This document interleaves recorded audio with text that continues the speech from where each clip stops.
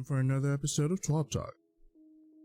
Hello, and welcome to another installment of This Week at Bungie, our weekly source of news and chatter from around the studio. Nothing too wild happened this week, right? Just your normal Monday morning announcement of Bungie joins Sony Interactive Entertainment. Well, okay, that is kind of a big deal. If you haven't heard much about it, well, we've joined Sony Interactive Entertainment. There's a lot to unpack here. We highly recommend reading through our announcement article from Bungie CEO Pete Parchins and our Destiny 2 Our Shared Vision article from the development team. Not gonna lie, I was kind of blindsided by this announcement when I woke up that day, but hopefully this leads to something good. In the realm of Destiny 2, we don't expect you to notice much of a change in your day-to-day adventures as a Guardian. We aren't going to make Destiny 2 platform exclusive. We're committed to a Destiny that you can play on your platform of choice, and that has the same great game experience regardless of what device you are using. We're going to continue developing amazing new worlds for multiple platforms, and we're more than excited about what potential this unlocks for us. If you haven't read the FAQ in our update from the dev team, please do so. So, with that said, what else is going on? Well, it's February for starters. We're less than 3 weeks away from the launch of Witch Queen. Did you see that we hit 1 million pre-orders? Did you hear that, Sabathun? 1 million Guardians would like a word. We also had a kick-ass gear trailer go live on Tuesday. Have you seen it yet? Well, even if you have, we're going to embed the video right here for you to go through the carnage frame by frame, hunting for new info. I'll have you know I've seen the trailer already myself.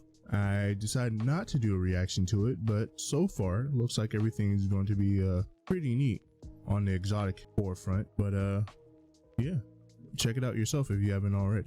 You may have noticed there was a quick little glimpse into weapon crafting at the top of that video. Well, let's take a moment to walk through it. No, not just a video, but crafting as a feature. After, we'll follow the TWAB tradition of digging into the nitty-gritty of sandbox balance patch notes in a quick preview. Just kidding. This TWAB is already over 6,000 words. Nothing about it is quick. Let's dig in. Welcome to the Enclave. Sabathun is building an army of Hive. These aren't just ordinary Hive, mind you. They've become the Lucent Brood. How could this happen? What will the Vanguard do as we begin to question the line between light and dark? As you begin to unravel a mystery and battle the Witch Queen's brood, you'll discover the Enclave. This will be your destination for weapon crafting. Crafting a legendary weapon from scratch isn't a simple matter. Finding patterns, think weapon blueprints, collecting materials, and building your weapon is the starting point. After crafting your tool of destruction, you'll begin to unlock its full potential through combat. Beginning your quest to craft. Early in the Witch Queen campaign, you'll be given an introductory quest that runs you through the ins and outs of crafting. In the first and second missions of the Witch Queen, free to all players, Guardians will uncover deep sight ability and be introduced to the Enclave. This is where you'll begin to shape your first glaive, a brand new weapon archetype being introduced in the Witch Queen. All of the necessary materials will be provided for your first crafted weapon, but you'll also be given a short tutorial on how to find those materials for future crafting. A subset of weapons and archetypes will be craftable from the start, but more will be added in the future. In order to shape your future tools of destruction, you'll need to do a little bit of research first. Patterns are your first requirement. Some will be acquired through quest completions, while others can be earned by completing various gameplay objectives. Once you've earned your desired pattern, it can be crafted at any time with the required material. Now, all about the mixings. With this, it looks like we get a little bit of a first-hand look at what weapon crafting might look like on our screen. When it comes down to weapon perks, looks like this weapon, this is an auto rifle, which is a solar primary. Looks like it has alloy magazine, Genesis, and Wellspring. These perks aren't necessarily what I would go for, but it's just an infographic just to show you what it will look like, so I'm not going to take anything about these perks too seriously. And it shows you like their impact, their range, stability, handling, all that stuff. So this may be giving us a good idea of what it's going to look like. After reaching the Enclave and crafting your first glaive, randomly rolled weapons throughout the game have a chance to drop with a new ability, Deep Sight Resonance. This will be used as you begin to target specific traits to craft. As an example, if you find a Deep Sight Resonance legendary auto rifle with the Rampage perk, you can complete an objective and extract the essence of the perk to then craft a weapon with Rampage or another perk that increases damage. So from the way I understand it, it looks like if you unlock Rampage, you'll potentially unlock the ability to grab something like Kill Clip or maybe even One for All outside of just Rampage should you unlock it. Either way, sounds interesting, and we'll just have to get our hands on it and see for ourselves. From there, they go to show us some examples of what Deep Sight Resonance would look like on weapons, noted with a red border in your inventory, and upon inspection of the weapon, Deep Sight Resonance on a weapon with no progress essence ready to be attuned through combat, and Deep Sight Resonance on a weapon with full progress essence ready to be extracted.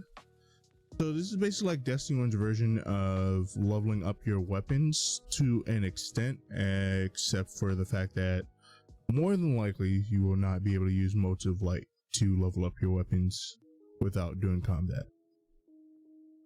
Like current weapons, not every weapon pattern will be compatible with every trait, but you'll have a good list of traits to mix and match as you customize a given weapon to your desired specifications.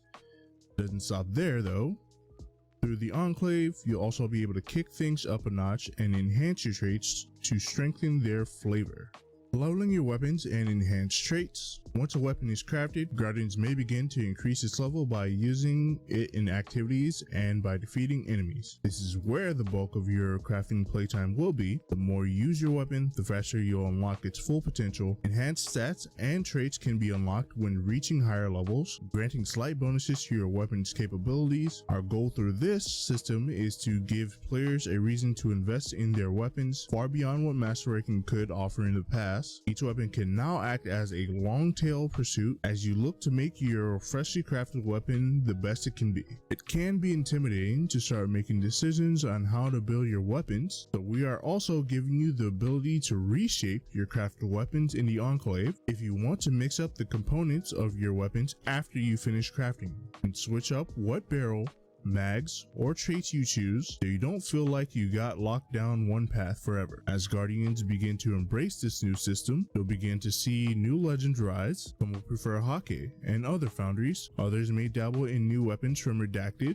We're excited to see which weapons you embrace. Mementos. While the majority of your crafting experience will be dedicated to mixing, matching, and enhancing traits, there's also an opportunity for a bit of customization when it comes to appearance and activity-specific trackers. At launch, one weapon memento will become available for players to earn through Gambit, unlocking a Gambit themed appearance and tracker. Rank up your weapon to max level, head back to the Enclave, and apply your freshly earned memento for some sweet flair. More of these will come online through Child of Osiris, Grandmaster Nightfalls. We have more plans for mementos down the line, and are excited to introduce a new in-game rarity cosmetic item for players to chase as they build out their new arsenal of weaponry. Exotic crafting. Legendary weapons aren't the only thing that you'll be able to craft. The upcoming Osteo-Striga, Exotic SMG, and the 3 class-unique exotic glaives can also be crafted through the Enclave. Once you find their respective patterns, of course.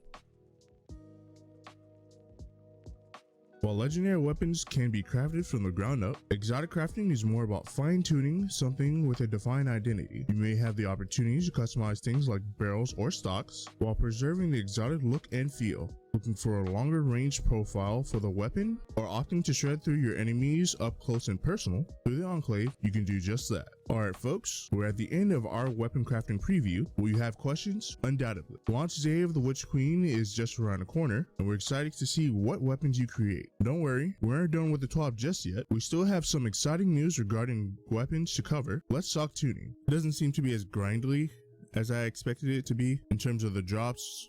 For the perks that you want, we'll have to see see how that's gonna work a little bit better. But until then, at least like it. I don't know if I'll give up the weapons I currently have sitting in my vault for this system. It just depends on what kind of rolls we can get on new weapons. Tuning up, tuning down, tuning all around. Crafting is going to introduce an entirely new way to invest in given weapon. When hunting for your new favorites, it's not just about the looks, but about the feels. Weapon feature lead Chris Proctor on deck to walk through some changes coming to weapons, perks, and archetypes in Witch Queen. Team has been hard at work over the last few months to bring this to life, and we've got a lot to cover. If you're new to the Destiny sandbox or aren't too deep into the terminology and know-how, this can be a lot to process at first glance. While we know a few of our sandbox-minded community members will break this down through YouTube videos and write-ups, there's no shame in skimming this. Sandbox is all about feel, and you'll be getting your hands on these changes when the Witch Queen launches. If you're brave enough to take on the challenge of reading this in full, take it slow, grab some water, maybe a snack or two. Alright, let's get to it. Take it away, Proctor. From Pinnacle to Pursuit weapons. When Pinnacle weapons were introduced, they were tuned and presented as a best-in-class weapon to act as a reward for players dedicated to a particular activity. They excited and motivated players, but they were expensive to build for legendary weapons, and had some undesirable side effects such as PvP pinnacle weapons becoming mandatory for PvE, Recluse Mountaintop, or becoming incredibly unpleasant to play against, or so strong that no other weapons in the class could compete in PvP, Mountaintop, or Not Forgotten. When we moved away from pinnacle weapons, we didn't go into much detail, so we'd like to take a moment to clarify the move, and also introduce the pursuit weapons for the next season. The intent as of season 12 is that a pursuit weapon should be a solid weapon, roughly 70% of a god roll in its archetype, with perk options that work well in PvP and PvE, and which can be reliably obtained without a huge grind. These should act as a good starter weapon for both PvP and PvE, while leaving space for weapons from pinnacle activities like trials, raids, and nightfalls to exceed this potential. We generally ship a similar weapon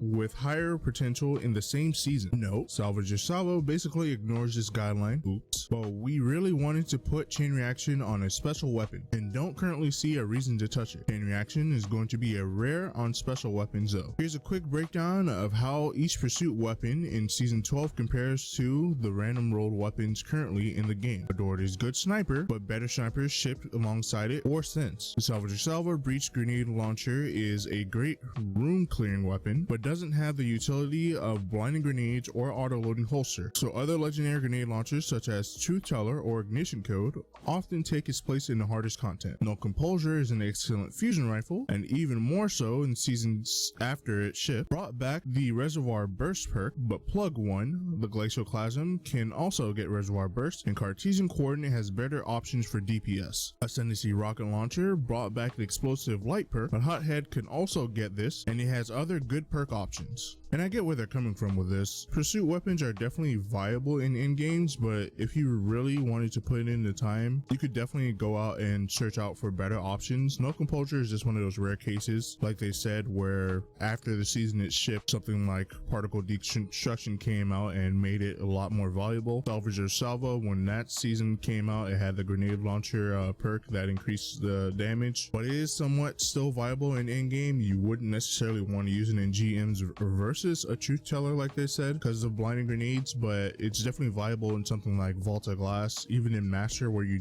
really need to be up on ad clear, especially with those Arc Shield Harpies in that Conflux encounter. And with that, let's look at the Reckless Endangerment Pursuit Shotgun. This weapon is coming in season 16 and introduces the new Steady Hand perk for massive handling boosts after a kill, plus Snapshot. There are several other shotguns in the release with more sought after PvP and PvE perks. Origin traits. We've been talking about the difficulty of making different weapons of the same type feel unique for years at this point, and in the Witch Queen, we're doing something about it. Every weapon that's new or returning in the Witch Queen will have an origin trait determined by its source in a third trait column, including all new legendary weapons and all returning trials, Iron Banner, and Nightfall weapons. Origin traits will only appear appear on new drops of a weapon, they won't be retroactively added to old drops. These traits vary in effect, but the guideline is that they either have high uptime, medium power effects, or low uptime, high power. There are 14 origin traits in total shipping in Witch Queen and Season 16. We expect to ship around 3 new ones each season after Season 16, for example, 1 for 17, 1 for a raid or dungeon, and 1 for a seasonal event until we have 1 for each event. When we refresh old weapons from given source, for example, an existing raid or old pool seasonal weapons, we may create new origin traits at the same time. Bungie goes on to list some examples. Trials of Osiris, Alacrity, gain increased reload, stability, aim assist, and range when you are a last living member of your fire team or running solo. Plus 20 reload, plus 20 stability, plus 10 aim assist, plus 10 range.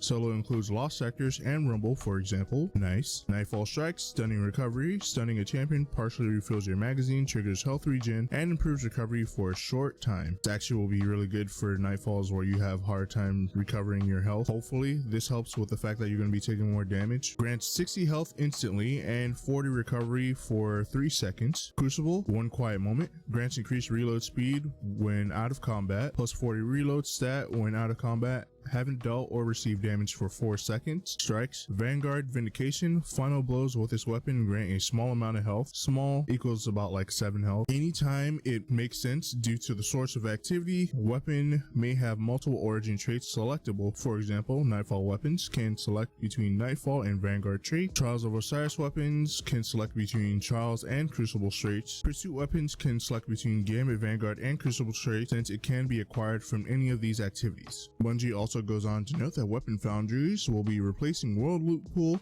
as well as have their own origin perks, so let's read what they'll be bringing to the table. Each weapon will come with a foundry origin trait themed around that foundry's personality. Suros Energy. Reloading grants this weapon bonus handling and reduces incoming flinch for a short time, plus 40 handling, 20% flinch resistance for 6 seconds after reloading. Hake Breach Armaments. This weapon deals increased damage against vehicles, turrets, barricades, and stasis crystals. So kind of like Vorpal weapon, but really geared towards vehicles and non-animate objects. Turrets include stasis turrets, 15% to vehicles, 30% to structures, and turrets. Omelon Fluid Dynamics. This weapon has increased reload speed and stability for the top half of the magazine. Stability max plus 20, reload max plus 30, reduces as the magazine gets lower. So geared towards reloading at the top of the magazine until you run out. I'm confused as to how that one's supposed to be helpful. Vice Stinger, chance on damage to partially refill this weapon's magazine. So things like triple tap, 4 times the charm, focus on those kind of perks. In addition to the foundry origin trait,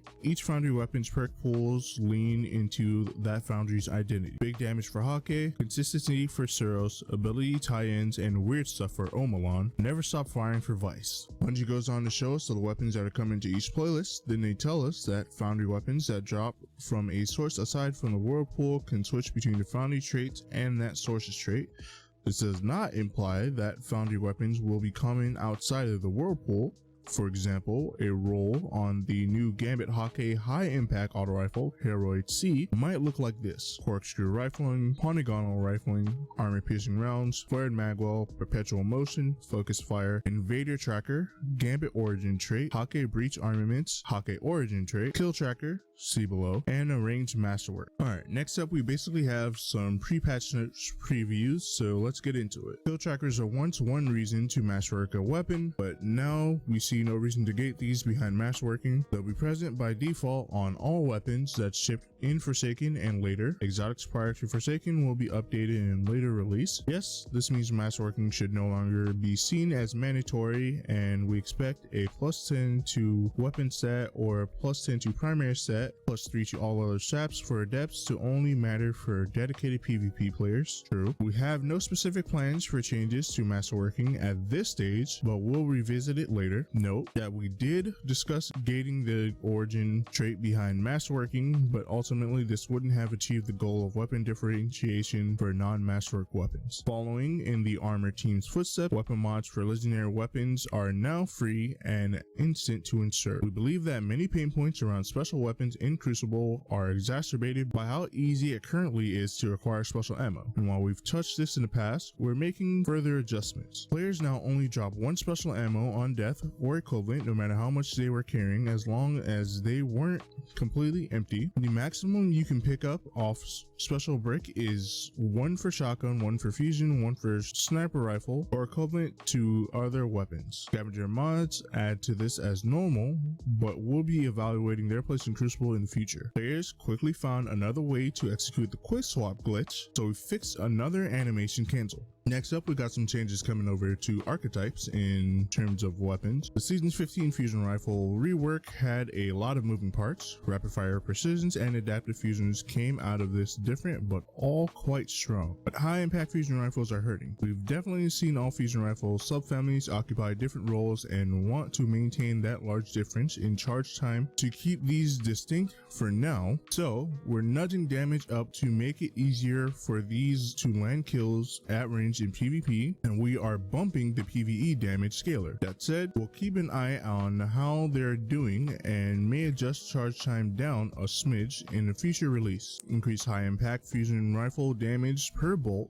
from 62 to 64. Doesn't seem like a lot, but it allows more rolls to cross bolts to kill thresholds. Increase high impact fusion rifle PvE damage bonus from 15% to 20%. We like that the crowd control capabilities of breach grenade launchers in PvE have taken off, but as it stands, there isn't a meaningful trade-off for added utility that blinding grenades or concussion grenades give you, and it's unreasonable that a way to really annoy other players in PvP can also one-shot them. Reduce blinding grenade and concussion grenade damage by 25%. Rocket launcher subfamilies have lacked meaningful differences for a while now, and their free tracking precisions are flat out better, so we're pushing them further apart by adjusting damage. We may take a deeper look at rocket launchers later. Damage adjustments by subfamily. Precision 0.95, high impact 0.1, adaptive 1.05, aggressive 1.05. We took a big swing at sniper rifle aim assist based on zoom and beyond light, and having seen this play out, we are revisiting and tuning a zoom based aim assist scale. Low zoom snipers got more of an aim assist reduction than they needed, and high zoom snipers are getting some pretty silly headshots right now. Reduced variance in aim assist scaling between low 35 zoom and high zoom 60 zoom sniper. Cone angle scaler increased by about 25% on low zoom, reduced by 9% on high zoom. Pulse rifles take slightly too long to kill red bar enemies in PvE. We're buffing their damage versus minions by 10%, but if you want exotic pulse rifles to feel better at this, oh boy.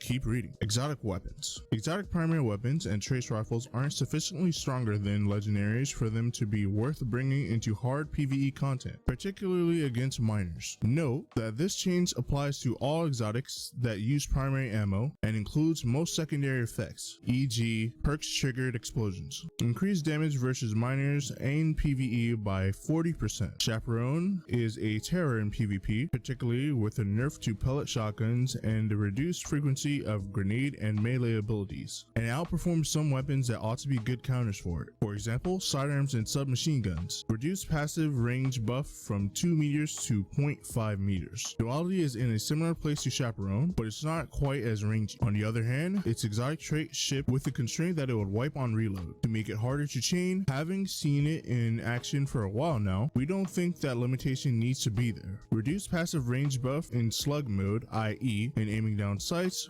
from 1.25 to 0.5 meters. Pellet mode is unaffected. On Blackwing's damage buff no longer clears on reload. Terra is extremely strong as it is, but it currently demands complete commitment with no weapon switching. This constraint is a bit harsher than it needs to be, so we've loosened it without removing it entirely. Also, while the duration extension when damaging players did actually function in PvP, it was so subtle that players kept reporting that it was bugged, so we bumped them up. Now reduces perk progress by half instead of clearing it on weapon stow. Increased Ravenous Beast duration increases for damaging a player slightly. Ruinous Effigy has been overdue for a look at its Beyond Light nerf to damage dealt while guarding, so we're rolling that back. Note that the other part of that nerf was to the airborne standard melee attack, and this hasn't been touched. Increase the damage dealt by guarding with a Transmutation Spear by 66%, 30% against players. Note, Transmutation Spear multi-kills now count for Orb Generation armor mods. Previously, only kills with a beam would trigger this. Luna stats just don't compare with other 140 RPM adaptive hand cannons, and its usage reflects that. So we're updating these alongside with some legendary hand cannons that also used to be 150 RPM. see below. Increased range stat from 44 to 59, increased base stability from 46 to 56. Sorry Thorn fans, Thorn is already strong and popular, and similar buff would turn it into a monster in PvP. Agriceptor initial implementation used super regeneration scalers, which had very weird effects in activities that also had scalers, so rebuilt it to turn off regeneration while active and have implemented a slower drain using a different method. Fixed being able to activate or continue using empowered mode while suppressed or stasis encased. Rebuilt the perk used to modify super charge rate, now freezes super recharge and deducts super directly, fixing several issues with activities that change charge rate and outliers for recharge based on intellect stats. Super should now drain more slowly while empowered. Deadman's Tail feels good to use on both mouse and keyboard and controller now, and we don't want it to go back to feeling unreliable, but it's far too good at spamming hipfire shots at long range as it stands. Reduce the catalyst hipfire rate of fire from 150 RPM to 130 RPM. Lorenz driver and arbalist remain fairly hard to counter in PvP. One common complaint is how easy they can shoot through flinch. We'll be keeping an eye on these moving forward and have another change planned if needed. Increased flinch received. Forerunner's ammo economy was fairly conservative when we shipped 30th anniversary, but having seen how it's used in PvP, we believe it would benefit from getting a little more ammo per special brick. Increased ammo pickup from special ammo brick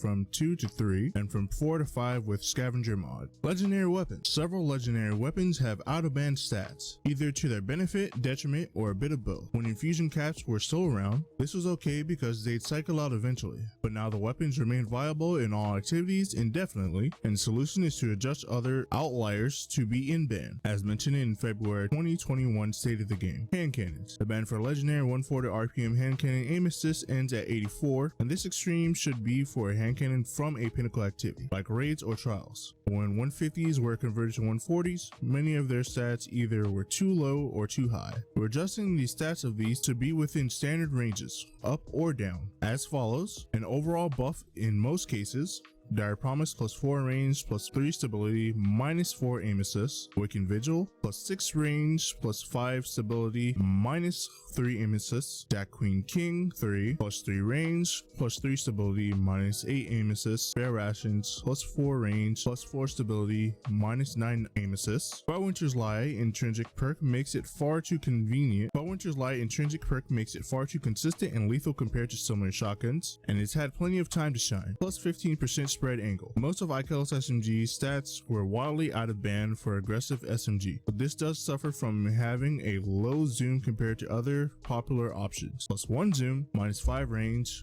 minus 7 stability, minus 8 handling, minus 5 aim assist. Typically, we don't adjust these base stats on specific weapons at all post-ship. We don't intend to do this regularly. And now let's talk about perks. We want players to be able to choose to build into hip firing more easily, so we're adjusting the hip fire grip perk to support this. Now increases damage fall off start and end distance by 20% except on shotgun, sniper rifle, and fusion rifle. Adagio often felt like it changed a weapon's subfamily to the next slowest rate of fire, but worse, particularly when comparing damage fall off. Increases duration from 5 to 7 seconds, increased damage bonus except on bows and fusion rifles from 25 to 30%, now adds plus 10 range stat, added a timer to the buff text to make it easier to tell when it's going to expire. Dual loader is okay on paper, but in practice the reload speed is pretty painful. Reduced reload penalty from 50 to 35. Danger zone felt pretty risky to use in some cases, resulting in a lot of self-damage. Reduced self-damage scaler for grenade launchers. Combined with other scalers, this ends up reducing self-damage time from 1.25 to 0.75. Tap the Trigger is a meta-breaking perk on a particular fusion rifle. When stacked with other elements of this role, it makes fusion rifles much too stable, so much so that we stopped putting it on fusion rifles. And then Squidface sold it a few times. With this change, we believe it's still quite a strong perk without being overpowered, so it's likely to appear on future fusion rifles. Note: we did try reducing stability from plus 40 to plus 20, but in playtests, the difference wasn't perceptible. On fusion rifles only, reduced stability bonus from 40 to plus 10, change max recoil angle from 0.5 to 0.875, change error angle scale from 0.9 to 0.975. Unchanged in all other weapons. Headseeker didn't work as intended on aggressive burst pulse rifles. because its buff duration was too short. Sacred Providence is the only viable pulse that benefits from this in Season 16. Although there is such a pulse rifle in the season, it doesn't roll with Headseeker.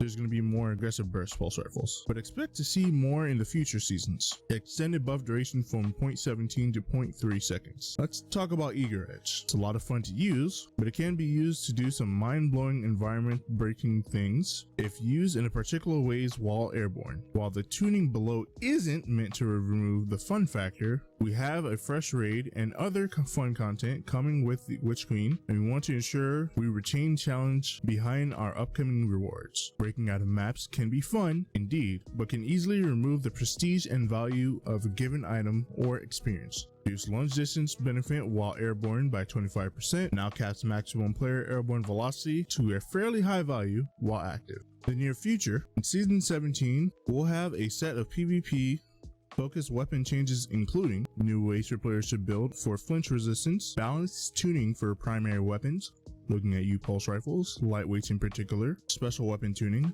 snapshot filling mandatory on sniper rifles in PvP, other balance changes, another PvP special ammo economy change if needed, adjusting how zoom outliers on both low and high affect the performance of a subset of weapons, i.e. the scope column shouldn't be the most important thing on a weapon. This could take various forms, but the intent is to bring both high and low outliers towards an average to the overall benefit of the weapon archetype. We're also adjusting several much requested exotics along with legendary perks. Cheers to Proctor and the team for that massive info dump. We'll have a full roundup of patch notes on February 22nd when the Witch Queen goes live. Stay tuned. And there they go to show some Year of the Tiger posts on their Bungie Twitter page.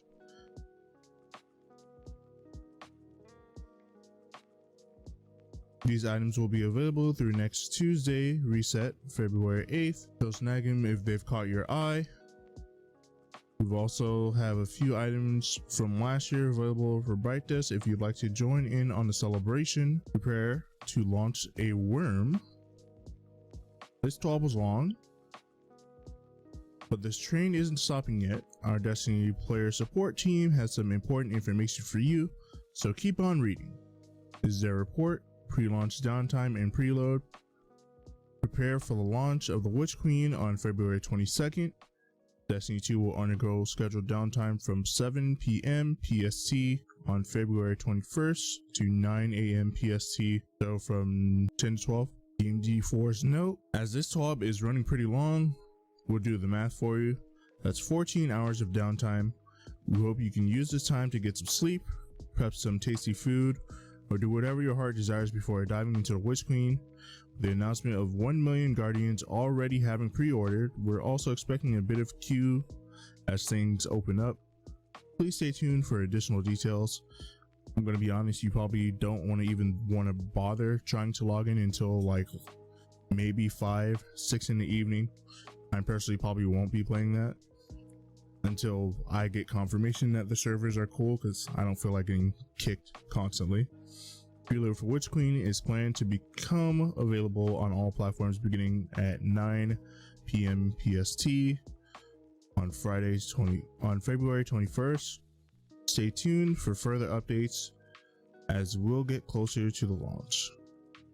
Stay tuned for further updates as we get closer to launch. Shattered Realm.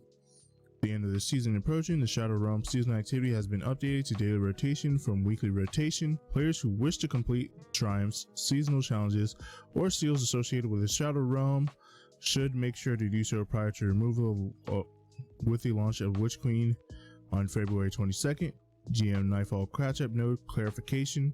This past week, the next week in Destiny login message incorrectly indicated that Grandmaster Nightfall catch-up node had just become active. Grandmaster Nightfall catch-up node has been live and is currently available for players who complete the Conqueror seal to be able to gild their seal.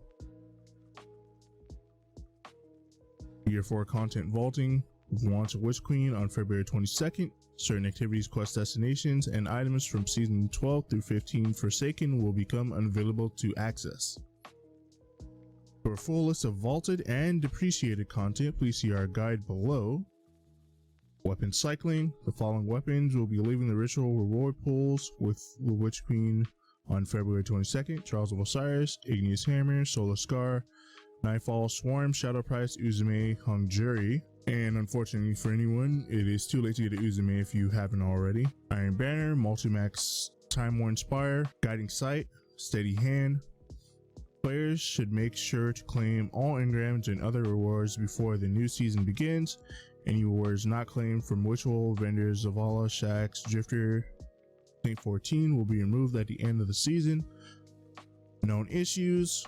While continuing investigating various known issues, here's a list of the latest issues were reported to us from the help forum.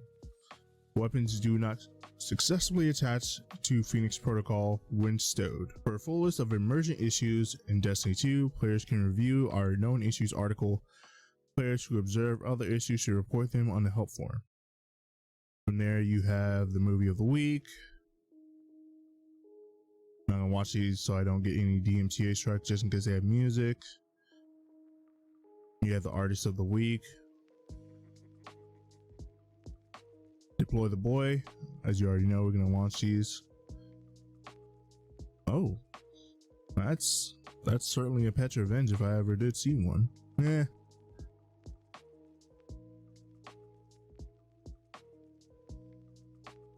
All of you made it. Once again, a Mega TWAB has landed, and you've read every word of it, maybe almost every word. I know some of you skipped the outros. Between now and launch, we have a few more little things to cover in the TWAB, but we aren't expecting anything as long as this edition. These next few weeks will be your opportunity to rest up before the launch of the next expansion, get some sleep, eat well, maybe even soak in some sunlight if the weather permits. Of course, you're going to maintain a healthy lifestyle after February 22nd, right? There won't be any moments where you think I'll do the dishes later, or I guess I can take the trash out next week while leveling up your brand new freshly crafted weapons. On a final somber note, before we go, we'd like to take a moment to honor one of our moderators who received tragic news over the weekend. Seraphim Crypto, one of our German community volunteers, passed away. Words are incredibly difficult to find here. Seraphim has been among the Destiny community since the start, pitching in to help anyone who needed an assist, or simply sitting back and relaxing among our forums to pass the time. We'd met him in person on his home turf when visiting Germany for Gamescom, and even had him come to Seattle to help us with the community summit. Every exchange was positive, inspiring, and heartfelt. His love for the community was immeasurable. You could tell with every exchange how wonderful, unique, and passionate he was, and how much of an inspiration he could be, not only to us at Bungie, but to players of our worldwide community. Thank you for everything, Seraphim. You are loved. You are missed. We hope you are able to rest well, and we are sending our love to your family. Much love, DMG04. That was a very long TWAB to go through. Let me know what you think in the comment sections of all the changes that are coming, as well as what you think is good or not. Maybe you just need to see a little bit more from Bungie, whether or not you are excited or not for what's coming. But that has been my TWAB reading. It was a long video.